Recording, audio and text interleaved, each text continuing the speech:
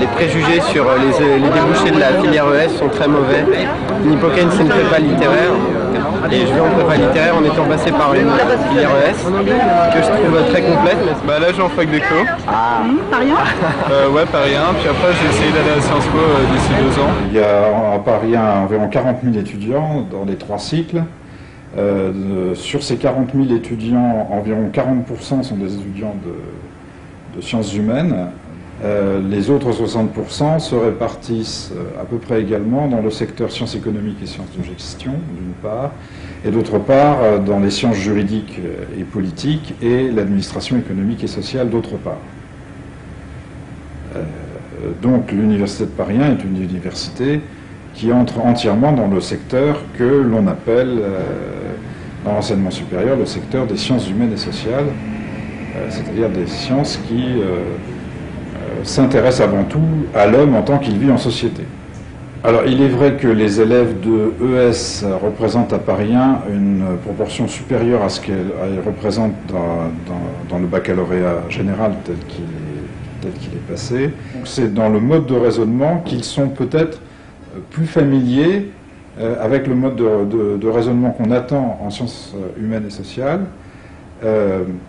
Ça leur facilite la tâche. Pour nous, c'est pas seulement ça. C'est-à-dire que c'est utile d'avoir dans un groupe, j'allais dire à titre d'entraîne, des gens qui proviennent de différentes cultures.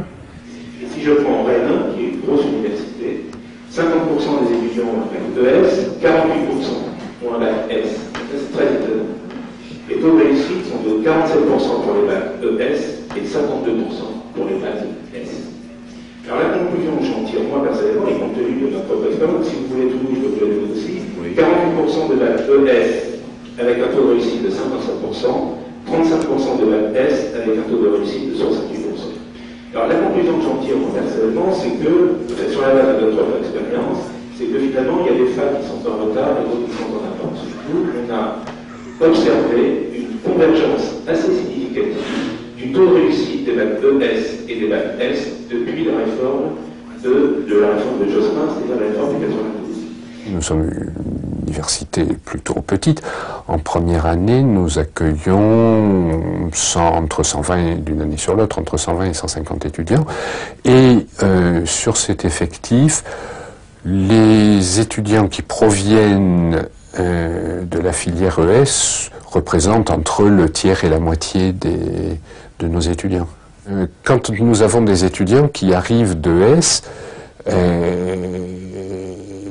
de cette filière, ce sont des étudiants qui, dans lesquels la motivation en général est plus assurée, puisqu'ils ont déjà un sérieux aperçu du contenu de la discipline, et des gens qui ont aussi des connaissances, qui sont bien préparés. Bon.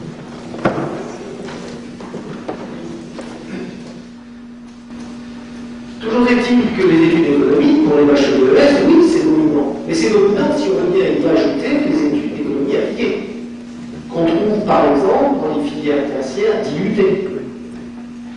de préparation au BTS, d'école de commerce, de communication, de publicité, de tourisme, d'hôtellerie, d'assurance.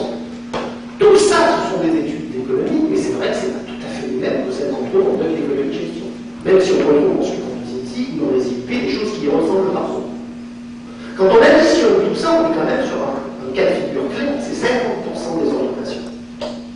50% des élèves font de façon généraliste ou plus concrète des études d'économie. Les gens d'autres filières sont amenés à travailler plus, quoi, et à avoir un rapport plus scolaire aux différentes matières. Donc il y a quelque chose qui est un peu incorporé chez les gens de la filière économique et sociale qui les rend un peu plus disponibles et donc qui fait qu'ils sont davantage en adéquation avec la formation, quoi. Je regrette que les professeurs de sciences économiques ne soient pas impliqués d'une manière directe et forte dans la mise en place de l'éducation civique, juridique et sociale, puisqu'elle ne s'appelle plus politique.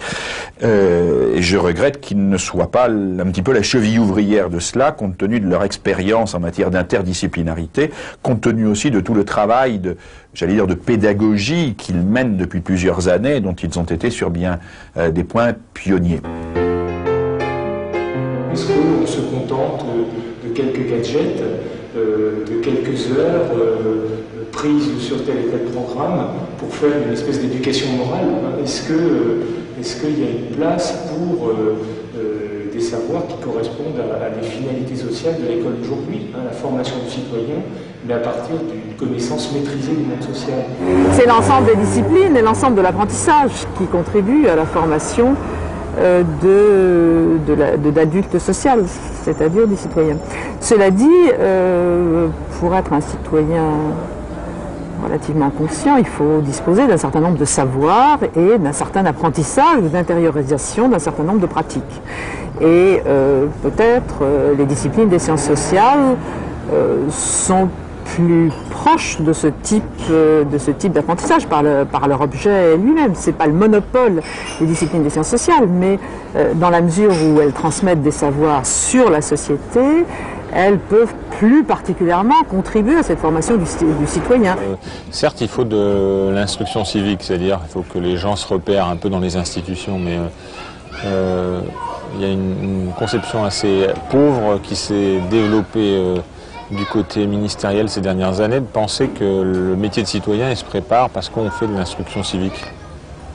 Or, le métier de citoyen se prépare parce qu'on développe une attention, un esprit critique, une intelligibilité des problèmes qui sont discutés dans la cité. Et donc c'est davantage les sciences économiques et sociales qui permettent à la citoyenneté de se développer que l'instruction civique.